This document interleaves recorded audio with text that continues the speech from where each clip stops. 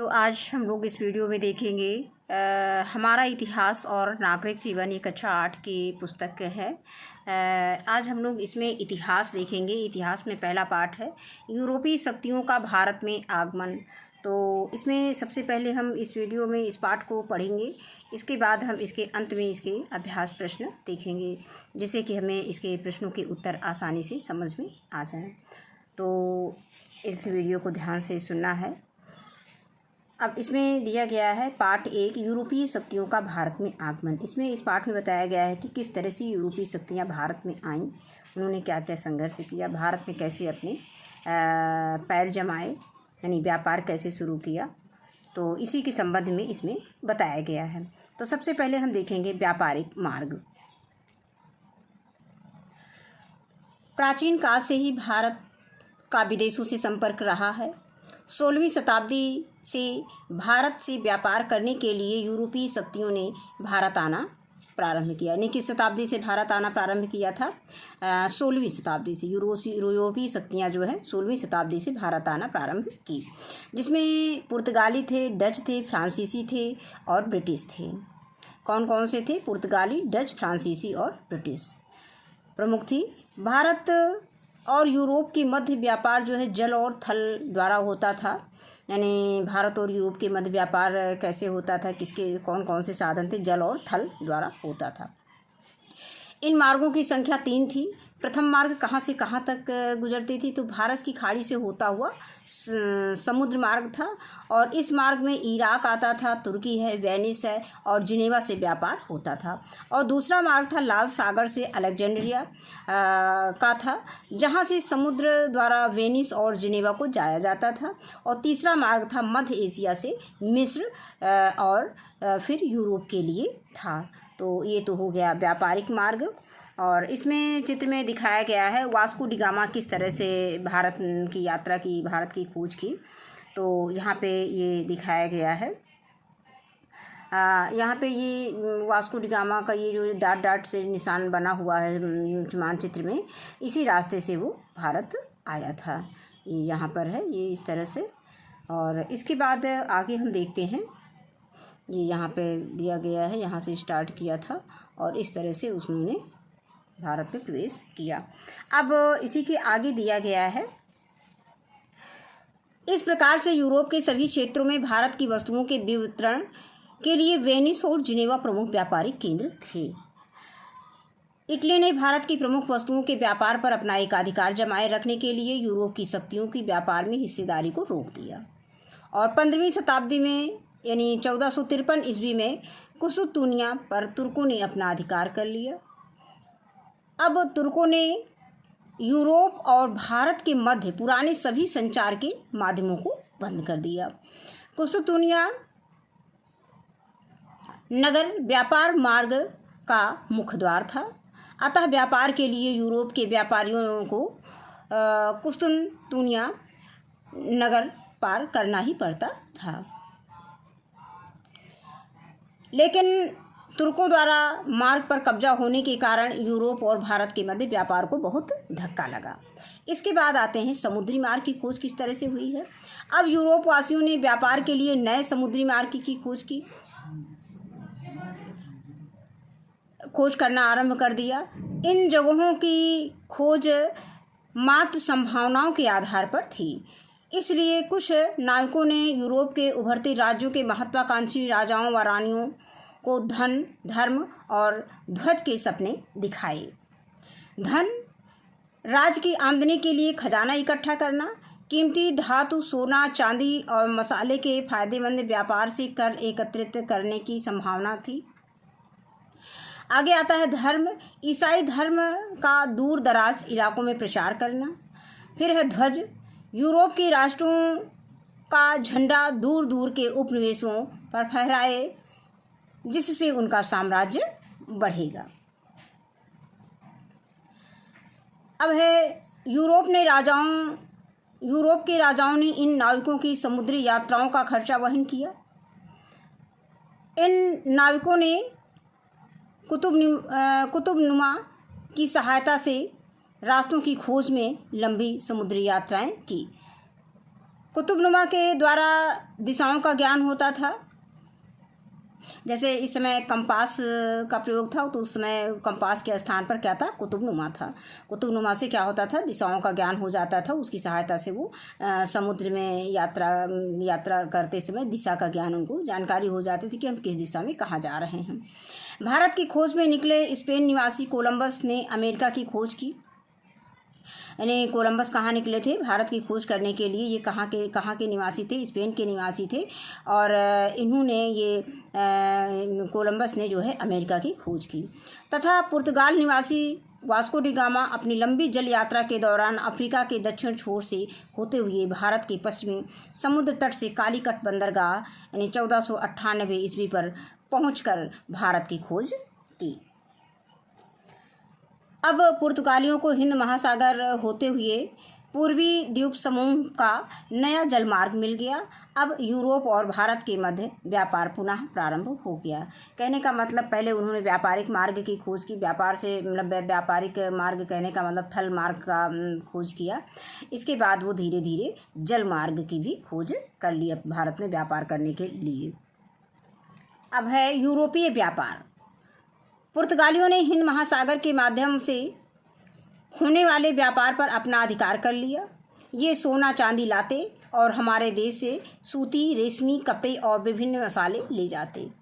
यानी यहाँ से सूती कपड़े और सूती रेशमी कपड़े ले जाते, मसाले ले जाते, उसके बदले में यहाँ क्या लाते थे, सोना चांदी लाते थे और बहुत मुनाफा कमाते थे। पुर्तगाल की मजबूत नौसेना के कारण हिंद महासागर से कोई दूसरा देश पुर्तगाल की इजाज़त के बिना अपना जहाज़ नहीं ले जा सकता था। वास्को डी गामा के भारत पहुंचने के बाद एक एक करके हॉलैंड, फ्रांस और इंग्लैंड के व्यापारी भारत आने लगे। सबसे पहले जो है वास्को डी गामा जो है भारत आया और उसके बाद जो है हॉलैंड आया, फिर फ्रांस आया, इंग्लैंड आया, आदि की जगहों से जो है देशों से व्यापारी भारत में आने लगे। अब भारत में यूरोपीय व्यापारियों की होड़ लग गई। जब कई देशों से व्यापारी भारत में व्यापार करने आने लगे तो क्या हुआ, व्यापार की होड़ लग गई। अब व्यापार के लिए लंबी यात्रा करने वाले जहाज, नाविक और धन तीनों साधनों का बहुत ही महत्व था। इन साधनों को प्राप्त करने के लिए कुछ अमीर यूरोपीय व्यापारियों ने 17वीं शताब्दी की शुरुआत में यानी 1600 से 1670 ईस्वी के बीच व्यापारिक कंपनियां स्थापित की। व्यापारिक कंपनियों का अर्थ क्या है? व्यापारिक कंपनियों का अर्थ है कि व्यापार में कई लोगों की हिस्सेदारी, शेयर यानी हिस्सेदारी का मतलब शेयर होता है का होना, यानी सभी हिस्सेदार व्यापार में अपनी अपनी पूंजी लगाते थे और लगाई गई पूंजी के अनुपात में व्यापार से प्राप्त मुनाफे को आपस में बांट लेते थे। तो ये क्या था, ये था व्यापारिक कंपनियां का मतलब क्या काम होता था, क्या क्या अर्थ है, तो ये इसमें दिया गया है। अब आगे है कि इंग्लैंड में ब्रिटिश ईस्ट इंडिया कंपनी की स्थापना हुई। ईस्ट इंडिया कंपनी की स्थापना कहाँ हुई? ये इंग्लैंड में हुई है। ये प्रतियोगी परीक्षाओं में पूछा जाता है यहीं से प्रश्न कि ब्रिटिश ईस्ट इंडिया कंपनी की स्थापना कहाँ हुई? इंग्लैंड में हुई। फिर है हॉलैंड में डच ईस्ट इंडिया कंपनी बनी। डच ईस्ट इंडिया कंपनी कहाँ बनी? हॉलैंड में बनी। और फ्रांस में फ्रेंच ईस्ट इंडिया कंपनी बनी। आज भी निजी कंपनियां इसी प्रकार पूंजी इकट्ठा करती हैं। भारत में सबसे पहले पुर्तगाली व्यापार करने आए। अब ये प्रश्न जीके या प्रतियोगी परीक्षाओं में बहुत पूछा जाता है कि भारत में सबसे पहले व्यापार करने कौन आया? तो पुर्तगाली आए। उन्होंने पश्चिमी समुद्र तट पर गोवा, दमन दीव में अपने व्यापारिक केंद्र स्थापित किए। विदेशी कंपनियों के इन व्यापारिक केंद्रों को कोठी यानी फैक्ट्री कहा जाता था। अब यहाँ पे ये यूरोपीय कंपनियों के आगमन का क्रम क्या है, ये बहुत इंपॉर्टेंट है। ये भी प्रतियोगी परीक्षाओं में बहुत पूछा जाता है, तो ये क्रम पूछा जाता है। तो क्रम से हम देखें तो सबसे पहले पुर्तगाली आए, ये 1498 यानी 1498 ईस्वी में आए। इसके बाद अंग्रेज़ आए, अंग्रेज़ 1600 ईस्वी में यानी 1600 ईस्वी में आए। इसके बाद डच आए, डच जो है 1602 ईस्वी में आए। और इसके बाद फ्रांसीसी, चौथे नंबर पर फ्रांसीसी आए, ये 1664 ईस्वी में आए। अब यहाँ पे ये चित्र दिखाया गया है, ये व्यापारी केंद्र है फोर्ट विलियम कोलकाता का ये व्यापारी केंद्र दिखाया गया है। फैक्ट्री यानी कोठी। फैक्ट्री शब्द का प्रयोग व्यापारी केंद्रों में स्थापित कार्यालय अथवा कोठी से है। फैक्टर शब्द का अर्थ एजेंट है। कंपनी की ओर से कार्य करने वाले व्यापारी एजेंट जिस कोठी में कार्य करते थे उसे फैक्ट्री कहा जाता था। तो ये उस समय फैक्ट्री क्या होती थी, कोठी क्या होती थी, यहाँ पे कोठी कहा जाता है, कोठी को ही क्या कहते हैं, फैक्ट्री कहते हैं। यूरोपियों की बस्तियों के लिए भी सैनिक रखे जाते थे। कोठियों की रक्षा किलों की तरह होती थी और इन किलों की सुरक्षा के लिए यूरोपीय व्यापारियों के सशस्त्र सैनिक तैनात रहते थे। वास्को डी गामा के भारत पहुंचने के बाद एक एक करके जैसे हॉलैंड, इंग्लैंड और फ्रांस के व्यापारी जल के रास्ते भारत आने लगे। इस समय एक हिंदुस्तान के किसी भी शासक ने नौसेना तैयार करने की बात सोची तक नहीं थी। हॉलैंड निवासियों ने, जो डच कहलाते हैं, हॉलैंड निवासियों को क्या कहते हैं, डच कहते हैं, कालीकट, कोचीन, नागापट्टनम तथा चिंसुरा में व्यापारी केंद्र खोले। फ्रांसीसियों ने मछलीपट्टम, पांडिचेरी, चंद्रनगर, माही स्थानों में अपने व्यापार के केंद्र बनाए। अंग्रेजों ने अपने को केवल समुद्री तट तक ही सीमित नहीं रखा, बल्कि सूरत, कैम्बे, अहमदाबाद, आगरा, भड़ौच, पटना, कासिम बाजार स्थानों तक पर व्यापारी केंद्र बनाए। तो ये यहाँ पे इसको हमको कई बार वीडियो को हमें सुनना है, तो वीडियो को सुनते सुनते हमें ये सब कहानी के माध्यम से ये सब तैयार हो जाएगा, कहानी के रूप में ये सब याद हो जाएगा। फिर है, भारत में यूरोप के सभी देशों के व्यापारी पुर्तगालियों के हाथ से व्यापार छीनने की होड़ में लगे रहते थे। उनकी कोशिश रहती थी कि वे भारत में कम से कम कीमत देकर सामान खरीदें, यानी भारत में कम से कम सोना चांदी लेके आते थे व्यापार करने, तो कम से कम जो है कीमत देकर सामान खरीदें और फिर वे इस सामान को यूरोप में अधिक से अधिक दाम पर बेचकर मुनाफा कमा सकें। उन्होंने पाया कि सूरत है, मसूलीपट्टनम यानी जिसको हम मछलीपट्टनम कहते हैं, जैसे बड़े बंदरगाहों पर जो सामान व्यापारियों द्वारा बिकने लाया जाता है वह महंगा मिलता है। इसलिए यूरोप के व्यापारी गांव-गांव में अपना आदमी एजेंट भेजकर सीधे कारीगरों से माल खरीदने की कोशिश में रहते ताकि सस्ता माल मिले। फिर समय के साथ पुर्तगाली नौसेना और किलों की ताकत अंग्रेज, डच और फ्रांसीसियों से कई मुकाबलों के कारण कमज़ोर पड़ गई। कुछ समय तक किसी एक का भारत के व्यापार पर अधिकार नहीं जम सका। अब आगे हम बात करेंगे, विदेशी कंपनियों ने व्यापार में लाभ के लिए साम, दाम, दंड व भेद के तरीके अपनाए। तो वो कौन से तरीके थे जो साम, दाम, दंड और भेद का तरीका जो अपनाया वो क्या था, उसको हम देखेंगे। उन्होंने बादशाहों व राजाओं के पास अपने अपने प्रतिनिधि या दूत भेजे और भारत में खुलकर व्यापार करने की इजाज़त मांगी। अनुमति प्राप्त करने के लिए वे ये खुशामद भी किया करते थे। फलस्वरूप राजाओं ने अधिकार पत्र यानी फरमान जारी कर दिया। अब है दूसरा बिंदु दिया गया है कि व्यापारियों के दूतों ने कुछ करों को न देने की छूट मांगी और इसके बाद है अगला बिंदु है कि इसके बदले में उन्होंने बादशाहों व राजाओं को नवीन वस्तुएं भेंट की। फिर आगे, मुग़ल बादशाह जहांगीर के दरबार में कैप्टन हाकिन्स 1608 ईस्वी में आने वाला प्रथम अंग्रेज़ राजदूत था। यहीं पर प्रतियोगी परीक्षाओं में यही प्रश्न बहुत पूछा जाता है कि कैप्टन हाकिन्स किस मुग़ल साम्राज्य के काल में, किस मुग़ल बादशाह के शासनकाल में कैप्टन हाकिन्स आया और किस सन में आया, और वो प्रथम अंग्रेज़ दूत कौन सा है जो जहांगीर के शासनकाल में आया। कई तरह से ये प्रश्न पूछा जाता है। तो मुग़ल बादशाह जहांगीर के दरबार में कैप्टन हाकिन्स वो किस सन में आया, 1608 ईस्वी में आने वाला प्रथम अंग्रेज़ राजदूत था। इसके बाद फिर कौन आया, सर टॉमस रो आए, इनके बारे में पूछा है, किस सन में आए, 1615 ईस्वी में आए। जहांगीर के दरबार में आया, जब उसने मुग़ल जहांगीर के दरबार की शान शौकत देखी तो वह उनसे बहुत प्रभावित हुआ।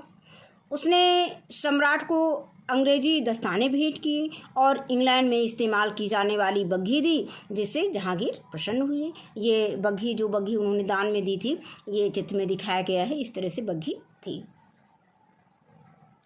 अगला बिंदु इसमें दिया है कि राजाओं के मन में ये आशा थी कि उनके राज्य का खजाना बढ़ेगा और करों में छूट देने से उनके राज्य में ज़्यादा व्यापार आकर्षित होगा और राज्य खूब फलेगा फूलेगा, इससे और अधिक कर मिलेगा। इसके बाद आगे कुछ बिंदु और दिए गए हैं। हिंदुस्तान के राजाओं के मन में यूरोपीय व्यापारियों की तरफ से मिलने वाली धमकी का असर भी था। पुर्तगाली नौसेना का मुकाबला दूसरे यूरोपीय देशों की सशक्त नौसेना ही कर सकती थी और हिंदुस्तान के जहाज़ों को पुर्तगालियों के खतरे से सुरक्षा की ज़रूरत थी।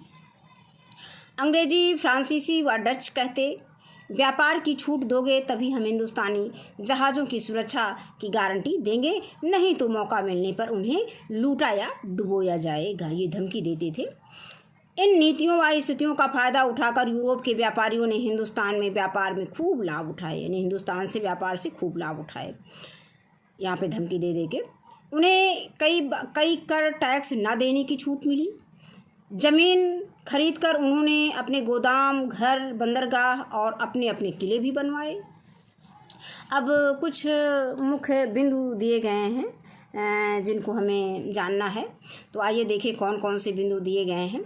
यूरोपियों द्वारा मसालों का प्रयोग स्वाद के लिए नहीं बल्कि मांस को सड़ने से बचाने के लिए भी किया जाता था, जिससे मांस कई महीनों तक सुरक्षित रह सके। यानी हम लोग मसालों का प्रयोग स्वाद के लिए करते हैं, लेकिन यूरोपीय लोग क्या करते थे, मसालों का प्रयोग मांस को सड़ने से बचाने के लिए करते थे, जिससे वो कई महीने तक मांस को सुरक्षित रख सकते थे।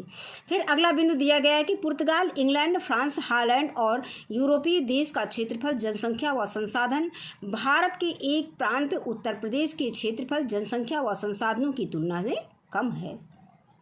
ये देश भारत से हजारों किलोमीटर की दूरी पर है।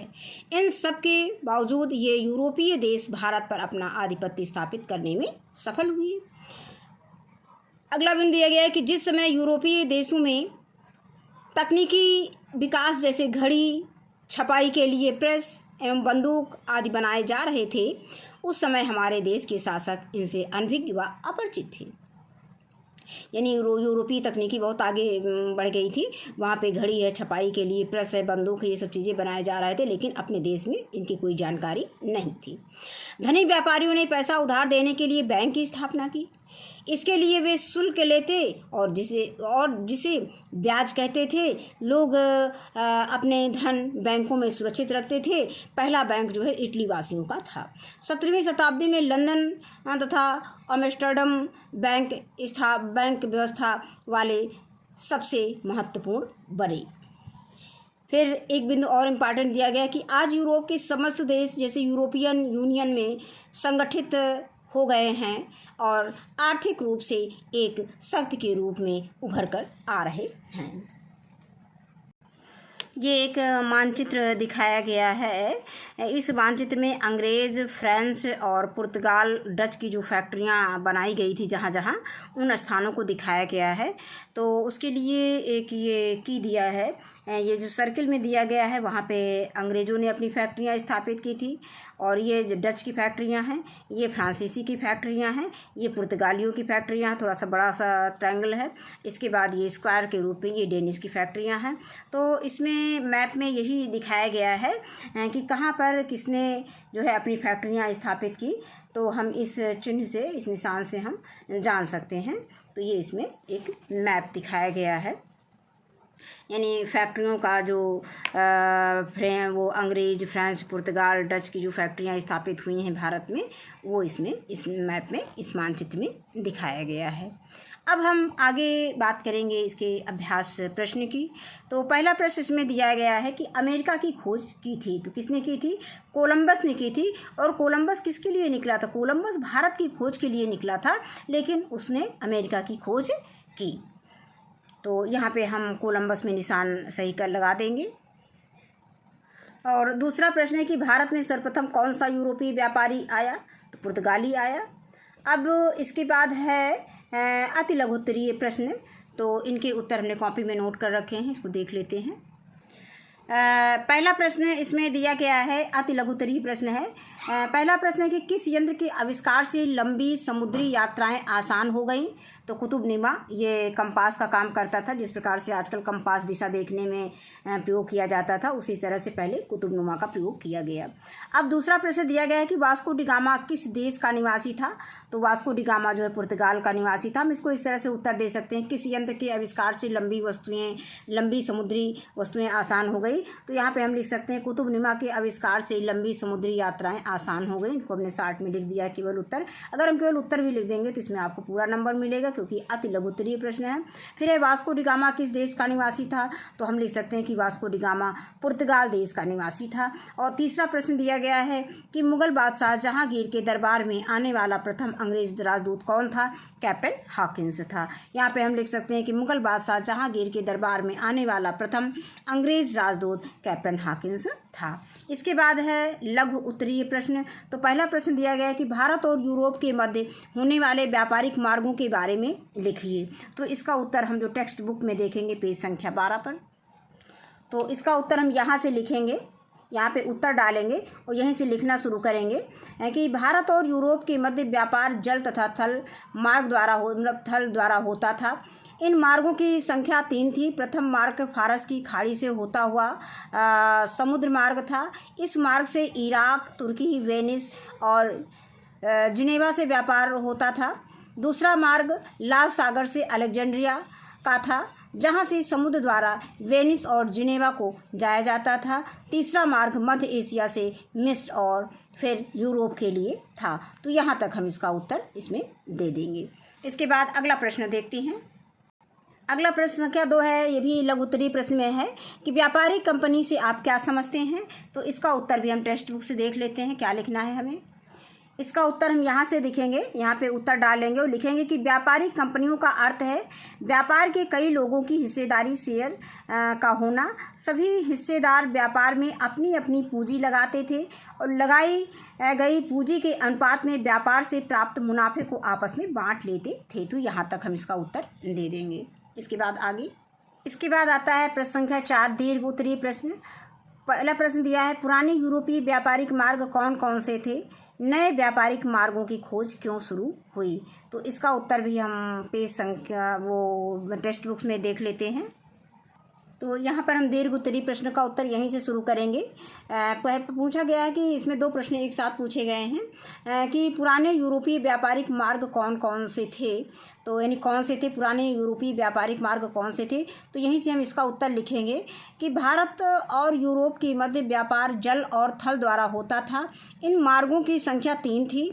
प्रथम मार्ग फारस की खाड़ी से होता हुआ समुद्री मार्ग था। इस मार्ग से इराक, तुर्की, वेनिस और जिनेवा से व्यापार होता था।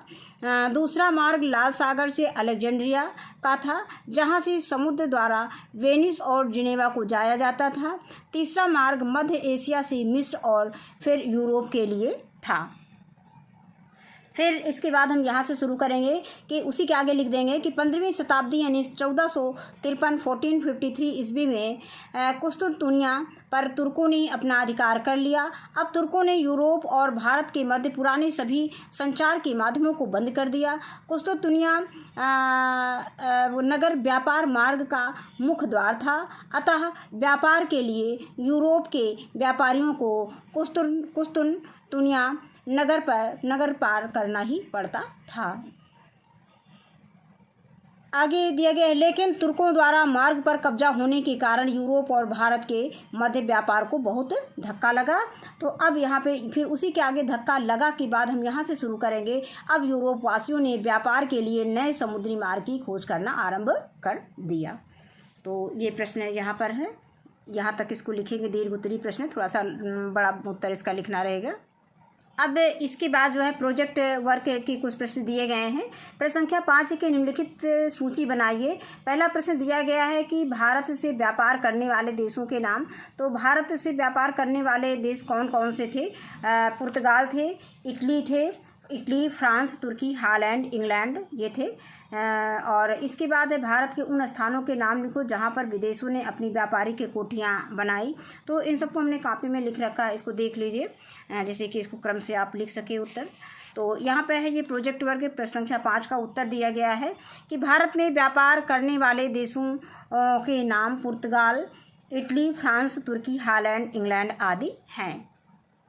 इसके बाद दूसरा प्रश्न है कि भारत के उन स्थानों के नाम जहां पर विदेशियों ने अपनी व्यापारिक कोठियां बनाई।